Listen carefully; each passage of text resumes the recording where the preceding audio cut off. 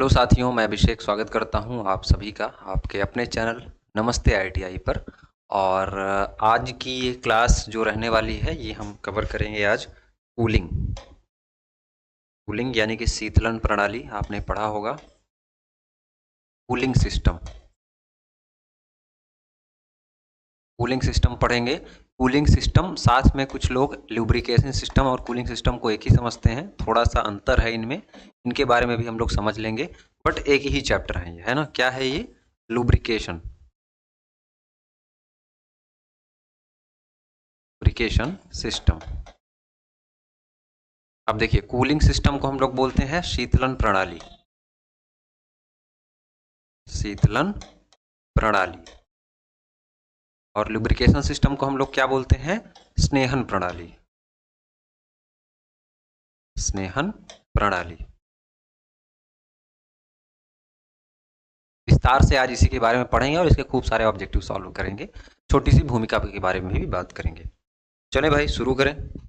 तो पहला प्रश्न क्या है? डीजल इंजन में ऊष्मा का निर्माण होता है। अब देखिए, पहले प्रश्न में पहुंचने से पहले थोड़ा सा हम लोग क्या करेंगे, एक छोटी सी भूमिका को देखेंगे। वो हमारी भूमिका क्या रहने वाली है कूलिंग सिस्टम को लेकर के। कूलिंग सिस्टम, कूलिंग सिस्टम क्या है? शीतलन प्रणाली। शीतलन प्रणाली क्या है? यानी कि ठंडा करने की प्रणाली। अब शीतलन प्रणाली की हमको आवश्यकता क्यों पड़ी, अगर इसके बारे में आप समझें तो अगर आपके पास कोई इंजन है, अगर आपके पास कोई इंजन है ना, हीट इंजन है, उस हीट इंजन को हम लोग क्या करेंगे, उस हीट इंजन के अंदर हमारा फ्यूल क्या हो रहा है, कंबशन हो रहा है, दहन हो रहा है फ्यूल का। तो क्या होगा, इंजन के अंदर दहन होगा।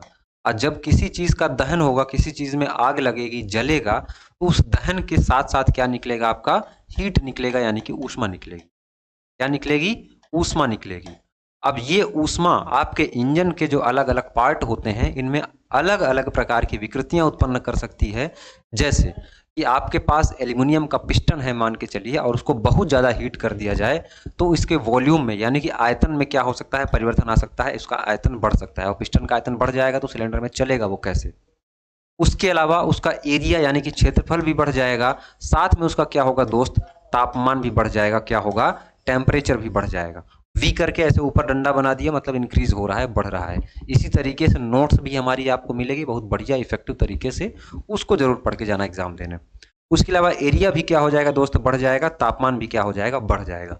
बस इसी चीज को कम करने के लिए हमारे पास एक ही रास्ता है कि इस पूरी की पूरी हीट को हम लोग क्या करें, कम कर दें। इस हीट को पूरी की पूरी हम लोग क्या कर दें दोस्त, कम कर दें। तो अब इस हीट को कम करने के लिए हमारे पास तरीका क्या निकल के आया, निकल के आया कूलिंग। क्या निकल के आया? कूलिंग।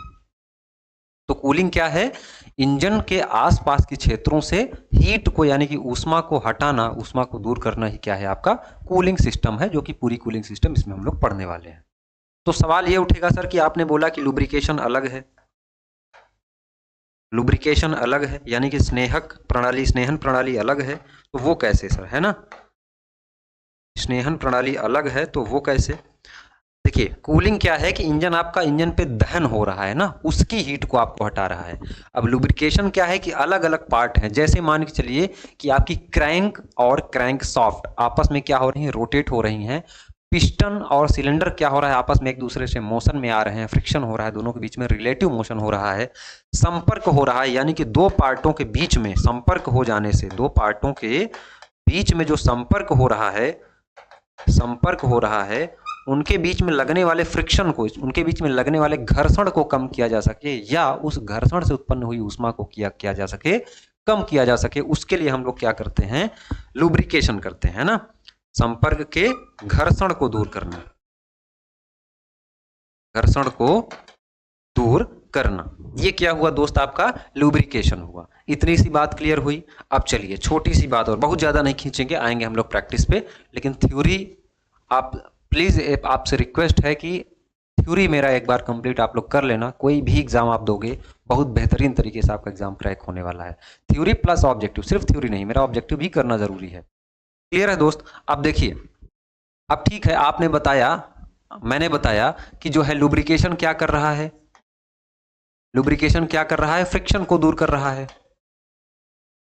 और साथ में आपका जो कूलिंग है ना, कूलिंग जो है दोस्त वो क्या कर रहा है, हीट को कंबशन से, दहन से हुई हीट को क्या कर रहा है, बाहर फेंक रहा है, बाहर भगा रहा है, कूलिंग कर रहा है। तो सवाल ये उठेगा सर कि कूलिंग कितने तरीके से की जा सकती है। लुब्रिकेशन पे हम लोग बाद में आएंगे, सबसे पहले कूलिंग पे आएंगे कि कूलिंग सर कितने प्रकार की जा सकती है। तो सबसे पहले अगर आप इंजन की कूलिंग कर रहे हैं किससे, एयर से, हवा से, एयर कूलिंग यानी कि वायु शीतलन, वायु शीतलन बहुत जरूरी है, ये भूमिका जरूर पढ़ लीजिए। वायु शीतलन को हम लोग क्या बोलते हैं, डायरेक्ट कूलिंग, डायरेक्ट कूलिंग यानी कि प्रत्यक्ष शीतलन, प्रत्यक्ष शीतलन। यही सीधा सीधा पूछ लेगा, क्या पूछ लेगा कि एयर कूलिंग को और किस नाम से जाना जाता है, तो आप यही नहीं बता पाओगे कि डायरेक्ट कूलिंग से। दूसरा क्या है भैया आपके पास, वाटर कूलिंग। वाटर कूलिंग को और हम लोग क्या बोलते हैं, इनडायरेक्ट कूलिंग कहते हैं, इनडायरेक्ट कूलिंग यानी कि अप्रत्यक्ष शीतलन, अप्रत्यक्ष शीतलन। क्लियर है, वाटर यानी कि पानी वाली कूलिंग, जल शीतलन ऐसे कह सकते हैं। अब देखिए थोड़ा सा इसको ऊपर कर दें, देखिए ये जो आपका एयर कूलिंग है, इस एयर कूलिंग में अगर आप लोग यूज करोगे क्या, किसी प्रकार का फैन नहीं यूज करोगे, सिर्फ नॉर्मल जो हवा चल रही है वायुमंडल की अगर उसका यूज करोगे तो उसको हम लोग बोलेंगे नेचुरल, नेचुरल एयर कूलिंग यानी कि प्राकृतिक वायु शीतलन। ठीक है, क्या बोलेंगे हम लोग इसको, प्राकृतिक वायु शीतलन। और अगर हम लोग इसी प्रकार के फैन का यूज करेंगे तो उसको हम लोग क्या बोलेंगे, force air cooling, force air cooling. इतनी बात क्लियर हुई, इतनी बात क्लियर हुई क्या दोस्त, फटाफट आप लोग बताते चलिए कि क्लियर हुई या नहीं, आंसर करिए फटाफट। ठीक है, अब देखिए अगर हम लोग इनडायरेक्ट कूलिंग यानी कि वाटर कूलिंग को हम लोग बांटें तो ये भी आपका दो प्रकार से निकल के आएगी। कौन कौन सी, एक होती है थर्मोसाइफन और दूसरी होती है आपके पास पंप सर्कुलेशन।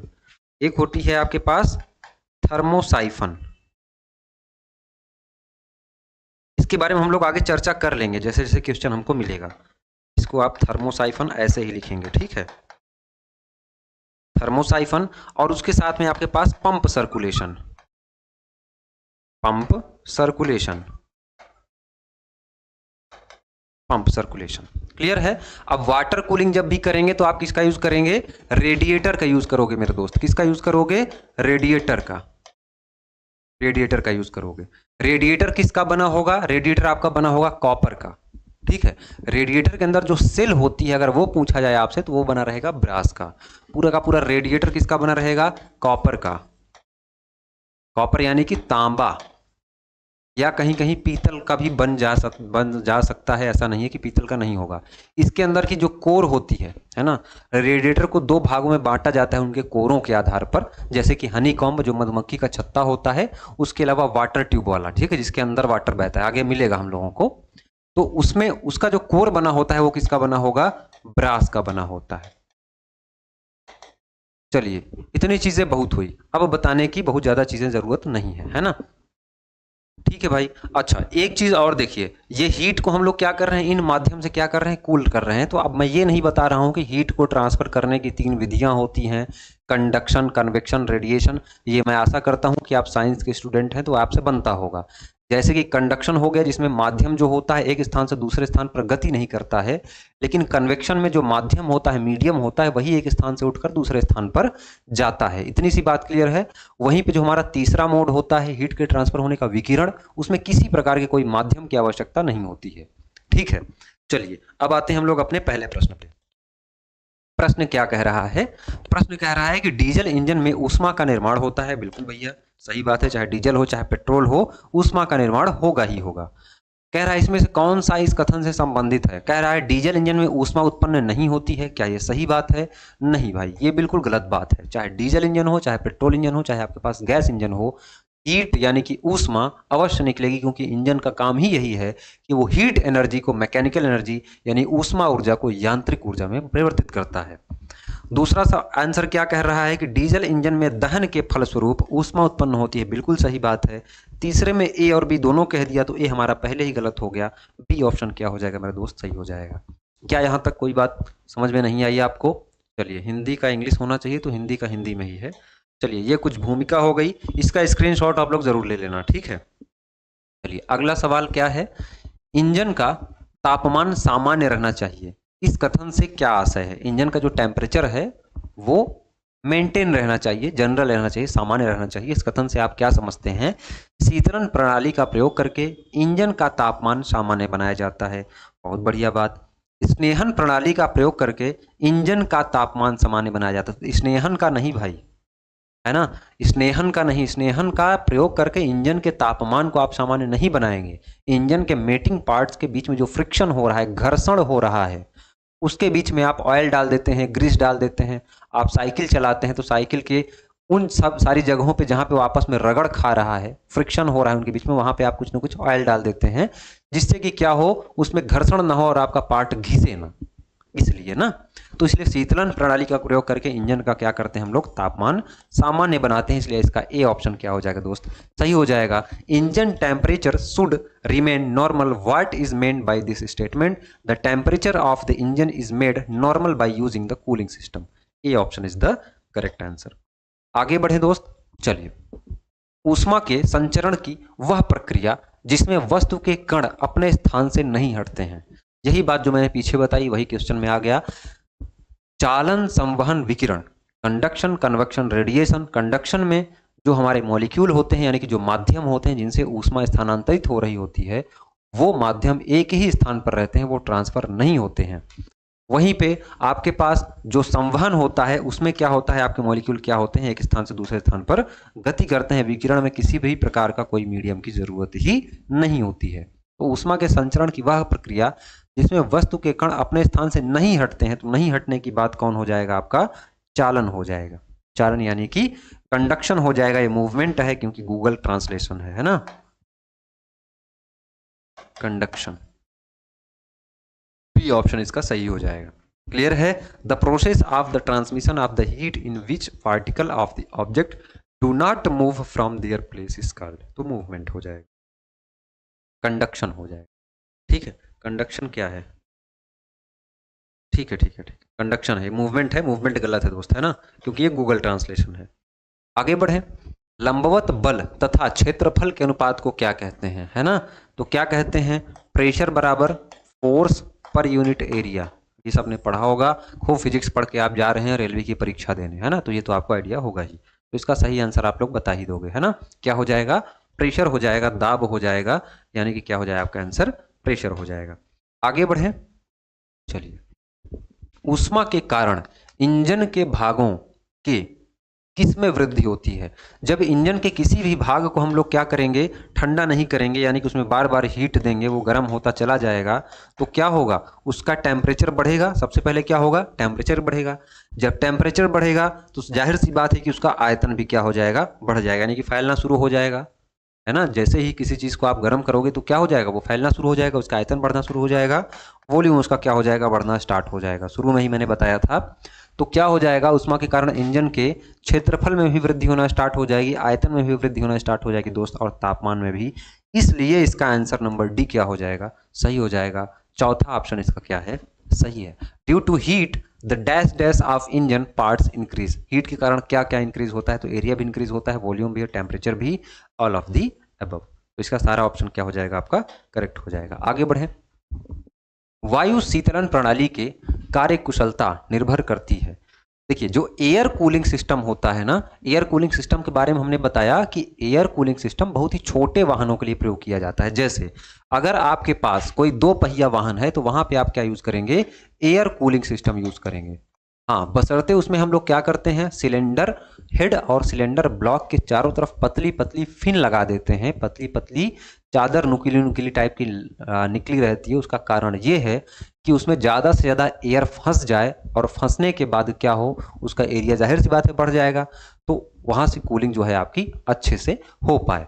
तो एयर कूलिंग सिस्टम आप लोग कहाँ यूज़ करेंगे, कोई भी 2 पहिया वाहन हो या 3 पहिया वाहन में, 3 पहिया वाहन में आप जो यूज करोगे वो क्या यूज करोगे, एयर कूलिंग सिस्टम। यही नहीं, इसके साथ साथ अगर आप कोई आपके पास एयरप्लेन का इंजन है, कोई हवाई जहाज वाले जितने भी इंजन होते हैं ना, एयर इंजन, मैं ऐसे लिख देता हूं, जितने भी इंजन होते हैं उसमें भी आप क्या करते हैं, एयर कूलिंग यानी कि वायु शीतलन प्रणाली का ही यूज करते हैं। इसके फायदे और नुकसान के बारे में बात किया जाए तो फायदा यही है कि बहुत ही सिंपल होता है, किसी प्रकार कोई रेडिएटर की जरूरत नहीं होती है। लेकिन नुकसान क्या है, ये आवाज बहुत करता है।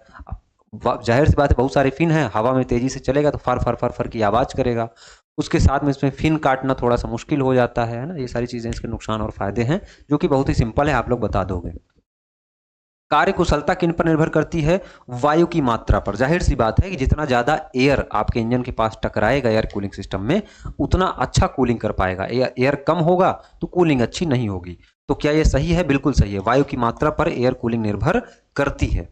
प्रणाली में प्रयुक्त पंखे की सतह के क्षेत्रफल पर, जो पतली पतली फिन लगी होती हैं, उनका एरिया कितना बड़ा है, इस बात पे भी डिपेंड करता है कि जो है आपका कितना ज्यादा कूलिंग हो पाएगा। तो इसका बी ऑप्शन भी क्या हो जाएगा, करेक्ट हो जाएगा। वहीं पे वायु के वेग पर, बिल्कुल, वायु का वेग भी अगर तेज रहेगा तो अच्छे से ज्यादा से कूलिंग, क्योंकि उतना जो एयर रहेगी वो हीट लेकर के बाहर निकल जाएगी, फिर दूसरी एयर आएगी। जितना ज़्यादा वेग रहेगा उतना अच्छे से कूलिंग हो पाएगी। तो इसके सारे ऑप्शन क्या हो जाएंगे दोस्त, सही हो जाएंगे। The working efficiency of the air cooling system depends on the, क्या हो जाएगा ये, on the amount of air on the surface of area of used in system at the speed of the air. तो इसका सारा option क्या हो जाएगा, डी ऑप्शन, यानी कि चारों ऑप्शन क्या है दोस्त, सही है। यहां तक किसी को कोई समस्या है क्या, यहां तक किसी को कोई दिक्कत है क्या? फटाफट आंसर करते रहिए, है ना। चलिए, दिए गए चित्र में, चित्र दिया गया है, कौन सी कूलिंग प्रणाली दर्शाए, अच्छा ये कूलिंग चित्र दिया है हुआ है। देखिए, हमने बताया कि जो एयर कूलिंग सिस्टम होता है उसमें पतली पतली फिन लगी होती हैं, और वाटर कूलिंग सिस्टम में क्या लगा होता है, वहां पे आपका रेडिएटर लगा होता है। तो देखिए, एयर कूलिंग सिस्टम है, यहाँ पे पतली पतली फिन लगी हुई हैं। इन पतली फिनों के बीच में क्या हो जाएगी, हवा आकर के फंस जाएगी। अब ज्यादा फंसेगी। अब बहुत छोटा सा अगर ऐसा बस इंजन रहता, आपका सिर्फ इतना इंजन रहता, तो इसमें हवा आके कितना फंस पाती, नहीं फंस पाती। यहाँ पे एयर एरिया ज्यादा हो गया, ये इतनी बड़ी फिन हो गई यहाँ तक। हालांकि ये सब कॉन्सेप्चुअल चीजें हैं, आपको समझ में आ गई होंगी। तो क्या है यहाँ फिन के आसपास, ये इसको क्या बोलते हैं, इसको फिन बोलते हैं। कभी कभी ये भी पूछ लिया जाता है कि एयर कूलिंग सिस्टम में आसपास जो पंखे लगे होते हैं उनको क्या कहते हैं, उनको फिन कहते हैं। तो ये कौन सा है, अच्छा हाँ, ये यहाँ पे पूछ लिया, प्रत्यक्ष और अप्रत्यक्ष। तो मैंने बताया था ना, कूलिंग आपकी होगी कितने प्रकार से दोस्त, 2 प्रकार से, है ना। एक होगी आपके पास एयर कूलिंग, एक होगी आपके पास वाटर कूलिंग। बताया था ना, एयर कूलिंग को हम लोग और किस नाम से जानते हैं, डायरेक्ट कूलिंग के नाम से जानते हैं, और वाटर को हम लोग क्या बोलते हैं, इनडायरेक्ट कूलिंग, इनडायरेक्ट कूलिंग। अच्छा जरा बताइए आप लोग, अगर अभी तक रुके हुए हैं, तो ये वाटर यानी कि इनडायरेक्ट कूलिंग कितने प्रकार की होती है, उन दोनों के नाम आप जरा कमेंट में लिख देना। मैं समझ जाऊंगा कि कितने लोग इस प्रश्न तक पहुंच पाए हैं, है ना। चलिए भाई, तो देखिए, एयर कूलिंग सिस्टम को दिए गए चित्र में दिखाया तो एयर कूलिंग सिस्टम गया, इसलिए इसको हम लोग क्या बोलेंगे, प्रत्यक्ष कूलिंग प्रणाली बोलेंगे, यानी कि डायरेक्ट कूलिंग सिस्टम क्या बोलेंगे दोस्त, इसको बोलेंगे, है ना। अब देखिए, थर्मोसाइफन प्रणाली किसमें आती है, वो भी आती है आपकी वाटर। अच्छा ये तो मैं बता ही दूंगा, तो फिर आप लोग आंसर क्या करोगे, है ना। मैंने स्टार्टिंग में बताया है। आगे बढ़ें, थर्मोसाइफन प्रणाली है, बताना ही पड़ेगा क्योंकि क्वेश्चन ही इस हिसाब से है।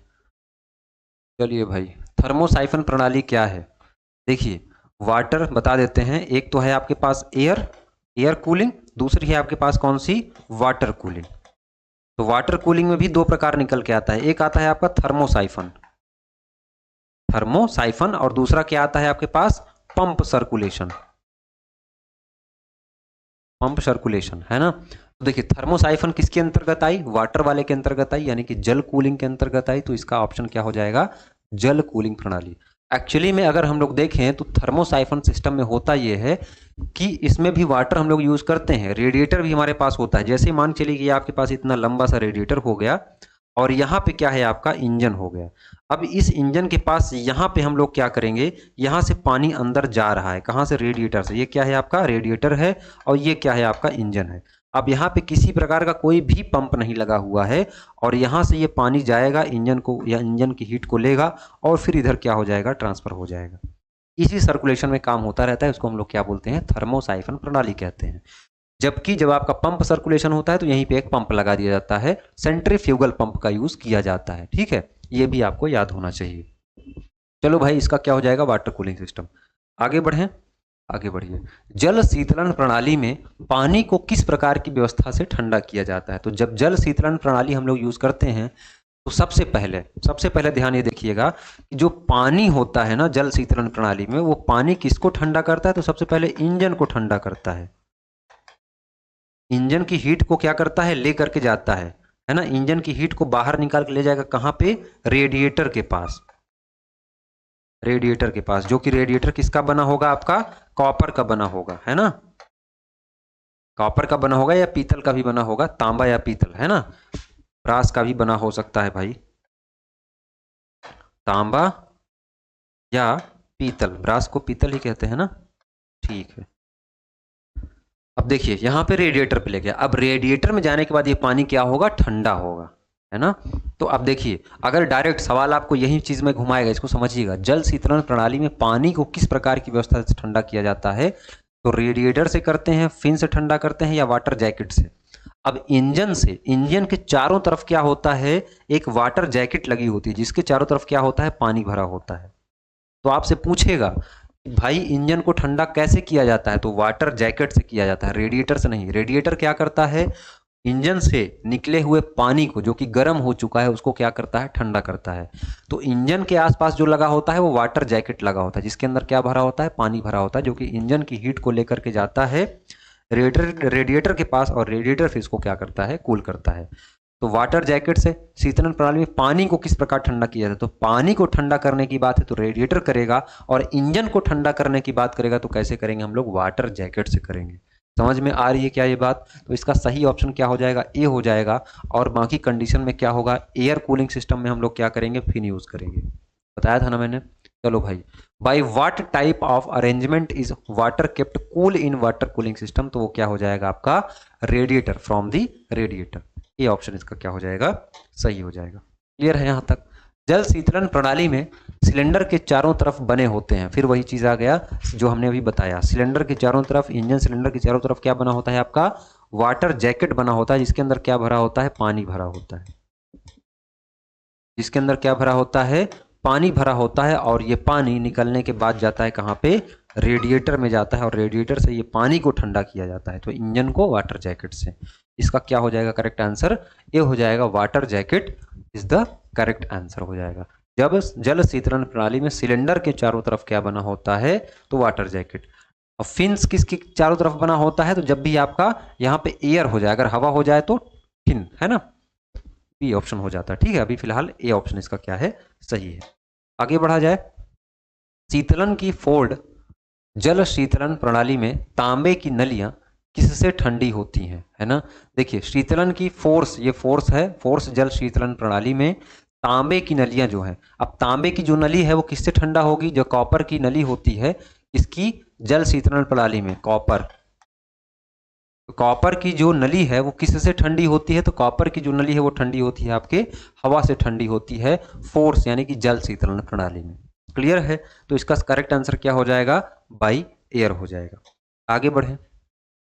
चित्र में किस प्रकार की कूलिंग प्रणाली को दर्शाया गया है, प्रत्यक्ष, अप्रत्यक्ष, डायरेक्ट, इस टाइप का पूछा गया है। फिलहाल आप इसको देख सकते हैं। अच्छा ठीक है, ये तो है यहाँ पे वाटर, और ये है आपका पूरी तरह से रेडिएटर, और ये है आपका हेडर टैंक, ये वाला पूरा रेडिएटर, छोटे छोटे क्या है आपके कॉइल हैं। ठीक है, यहाँ पे आप देखेंगे कलेक्टर टैंक जो कि कलेक्ट करता है वाटर को, फिर भेजता है कहाँ पे, यहाँ पे। वाटर का सर्कुलेशन कुछ ऐसा होता है। यहाँ पे किसी प्रकार का कोई पंप हमको नहीं दिख रहा है, हालांकि हवा के लिए हमको फैन दिख रहा है। तो ये किस प्रकार का है, ये है आपका सबसे पहले तो वाटर, पानी भरा हुआ है तो आपका वाटर ही है ना, है तो आपका वाटर ही। तो अब वाटर में आपने देखा था, वाटर में आपने देखा था कि दो प्रकार निकल के आया था, कौन कौन सा, एक था आपके पास थर्मो, और दूसरा दोस्त आपके पास क्या था, पंप, है ना। पंप, तो पंप तो लगा नहीं है तो जाहिर सी बात है थर्मो ही। और पीछे मैंने एक छोटा सा चित्र बनाया था, लगभग ऐसा ही था, तो क्या हो जाएगा आपका थर्मोसाइफन प्रणाली हो जाएगा, है ना। क्या हो जाएगा, थर्मोसाइफन प्रणाली हो जाएगा, यानी कि सी ऑप्शन सही हो जाएगा। देखिए यहाँ पे आप लोग टिक कर सकते थे अप्रत्यक्ष प्रणाली भी, यानी कि वाटर कूलिंग सिस्टम भी, लेकिन वाटर कूलिंग सिस्टम के प्रकार को भी बताना है क्योंकि सीधा सीधा इसे दे दिया यहाँ पे। ठीक है, तो इसका क्या हो जाएगा करेक्ट आंसर, थर्मोसाइफन सिस्टम। आगे बढ़े दोस्त, चलिए। डीजल इंजन की जल शीतलन प्रणाली में वायुमंडलीय वायु प्रवेश करने के लक्षण क्या हैं। अगर डीजल इंजन की वाटर कूलिंग सिस्टम हो रही है कहीं पे, यानी कि पानी से रेडिएटर द्वारा ठंडा किया जा रहा है, उसके अंदर बाहर की हवा जैसे ही घुसेगी ना, उसका कलर बदल के क्या हो जाएगा दोस्त, ग्रीन हो जाएगा। क्या हो जाएगा, ग्रीन हो जाएगा। ठीक है, क्या हो जाएगा, ग्रीन हो जाएगा। तो ऑप्शन ढूंढ लो इसमें, ये है आपका मटमैला हो जाता है, लाल, हरा हो जाता है ना। डी ऑप्शन इसका क्या हो जाएगा दोस्त, सही हो जाएगा।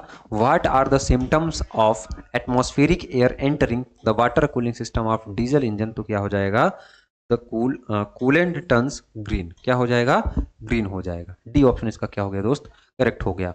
समझ में आ रही हैं चीजें यहां तक। चलो भाई, किस प्रकार के रेडिएटर कोर में पानी ट्यूब में से होकर के जाता है। देखिए, कोर के आधार पर रेडिएटर को बांटा गया है, दो भागों में बांटा गया है। कौन कौन सा बांटा गया है, एक है आपके पास ट्यूबुलर कोर। कौन सा, देखिए, कोर के आधार पर रेडिएटर को बांटा गया है। एक है आपके पास ट्यूबुलर कोर, और दूसरा आपके पास क्या है दोस्त, दूसरा है आपके पास हनीकॉम्ब।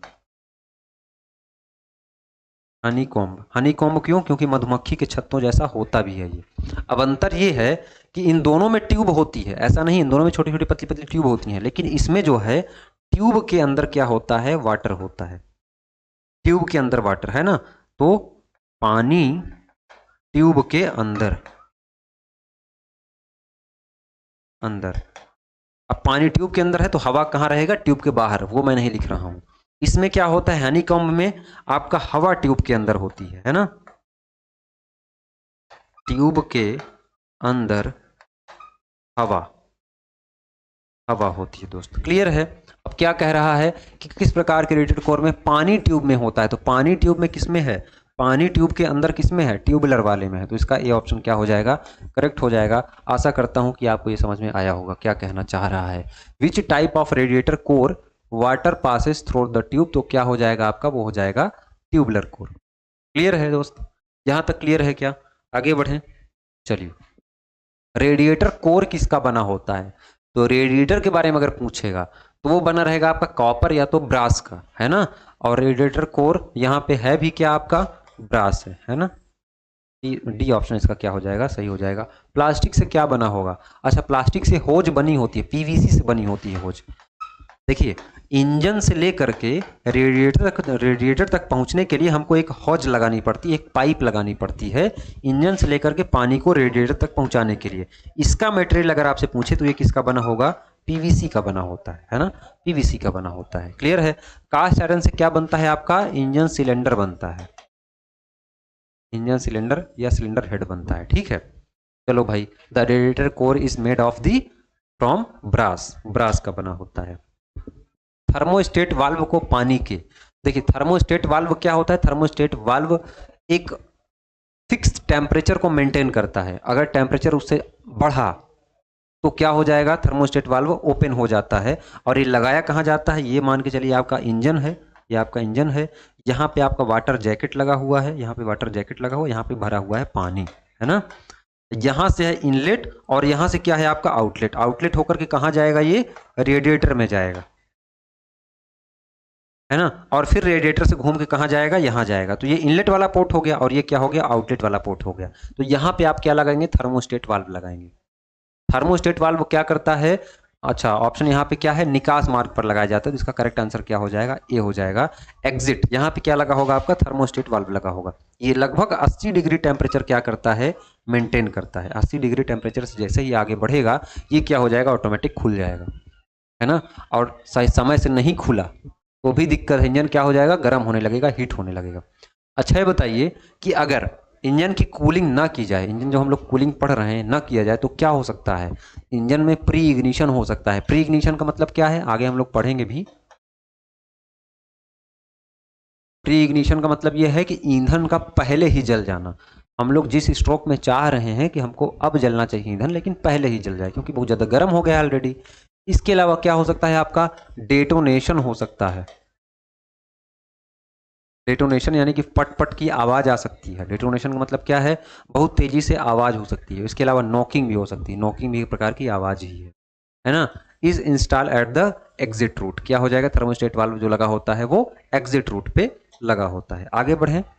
थर्मोस्टेट वाल्व लगभग कितने डिग्री सेंटीग्रेड पर खुल जाना चाहिए? तो अभी हमने बताया 80। आंसर ढूंढिए और टिक मारिए और आगे बढ़िए।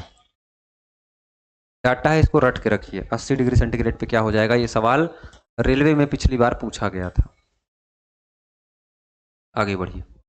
थर्मोस्टेट का उद्देश्य इंजन को क्या रखना होता है? तो थर्मोस्टेट का उद्देश्य क्या इंजन को ठंडा रखना होता है?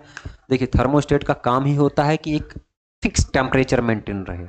ऐसा नहीं कि ठंडा ही रहे, वो गर्म भी हो सकता है, लेकिन हम चाह रहे हैं कि हमको इतना ठंडा चाहिए। लगभग 80 डिग्री सेंटीग्रेड के आसपास क्या होता है? वो खुल जाता है।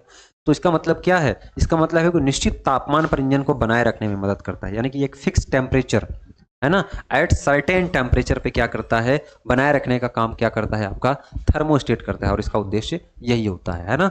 The purpose of the thermostat is keep the engine at, तो क्या होता है? At certain temperature. देखिए, अगर आप लोग इस क्लास को बहुत ज़्यादा शेयर नहीं करेंगे, बहुत ज़्यादा लोगों तक पहुंचाएंगे नहीं, तो मुझे ये लगना चाहिए ना भाई कि मेरा इंतज़ार कोई कर रहा है, मेरी क्लास का कोई इंतज़ार कर रहा है। आप बहुत कम लोग अगर क्लास को देखेंगे तो लगेगा कि सब ऐसे ही हैं, वो पढ़ेंगे कि नहीं पढ़ेंगे, तो कौन इतना एफर्ट लगाए। तो आपसे बस यही है कि अगर आप लोग यहाँ पे पढ़ रहे हैं यूट्यूब पे, तो आपकी फ़ीस यही है कि आप इसको शेयर करें।